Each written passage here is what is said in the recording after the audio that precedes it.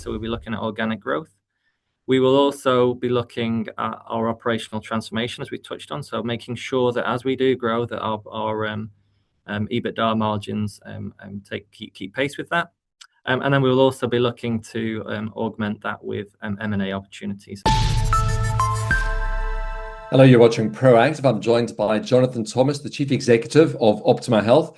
Jonathan, very good to speak with you this morning. You're out with your first half results and you delivered 17% revenue growth.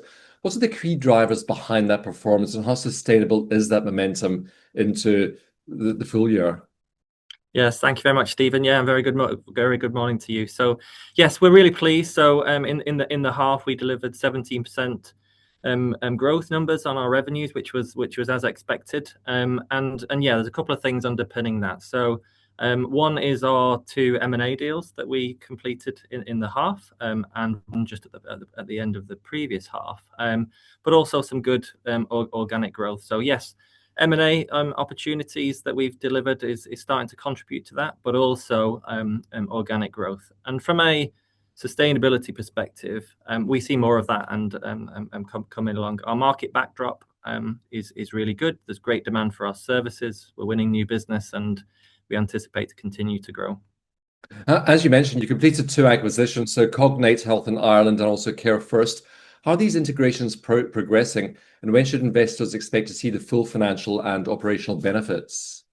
Yeah, so those are really, really great acquisitions, as you mentioned there. So Cognate in Ireland was our first acquisition outside of the UK jurisdiction overseas. We've recently rebranded that Optima Health Ireland, so that's fully, from a go-to-market perspective, rebranded. And we're now starting to really leverage those benefits. So leverage some group functions, revenue synergies, and looking at driving some growth in the Ireland business. In particular, where we have multinational clients that spread across UK and Ireland, and perhaps we already have the contract in the UK or vice versa. And then the Care First acquisition is progressing well with the integration. So that is combining with our existing mental health and EAP business, and we anticipate that completing in Q4 of this financial year. And again, revenue synergy opportunities there. So Care First was a great standalone business, but came with around 1,000 clients, all of which are likely to require other services that we deliver from the group. So some great revenue synergies there with Care First. How will the transformation program improve efficiency and lift margins, Jonathan? And when should investors expect to see those gains? Yeah, it's a good question. So we've focused quite heavily since the IPO on our growth and getting our growth trajectory in the right place, and we're comfortable and happy with where that is now.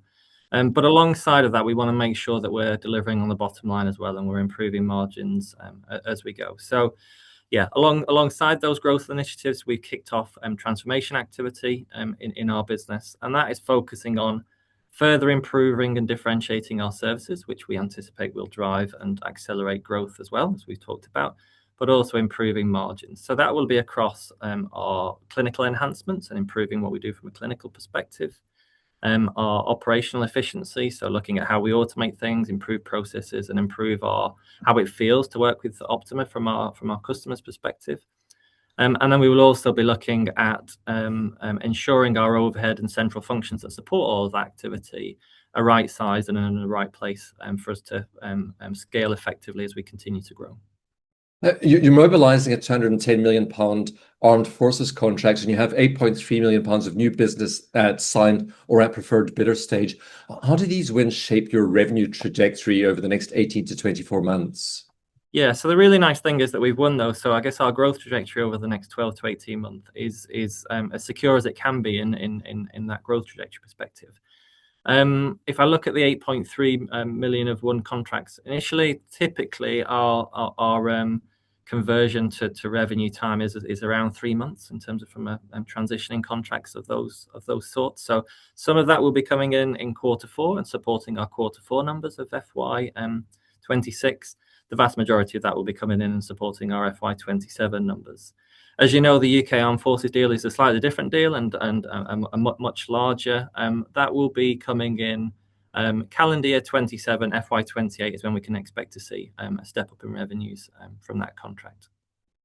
You've reaffirmed your ambition to reach 200 million pounds revenue, 40 million in EBITDA. What's the biggest levers, organic growth, investment, or further M&A that will get you there?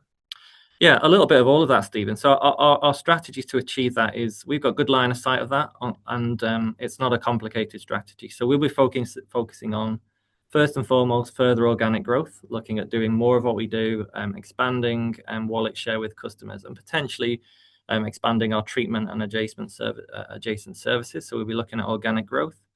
We will also be looking at our operational transformation, as we touched on. So making sure that as we do grow, that our EBITDA margins keep pace with that. And then we will also be looking to augment that with M&A opportunities, as we have done since IPO and previous to IPO. We think there are lots of opportunities there. So lots of good things. We've got line of sight on that, and we're really confident in that outlook. Jonathan, I hope you'll continue to keep us updated with your progress. Thank you very much for speaking with us today. Thank you very much, Stephen. Appreciate that. Take care. Jonathan Thomas, Chief Executive of Optima Health.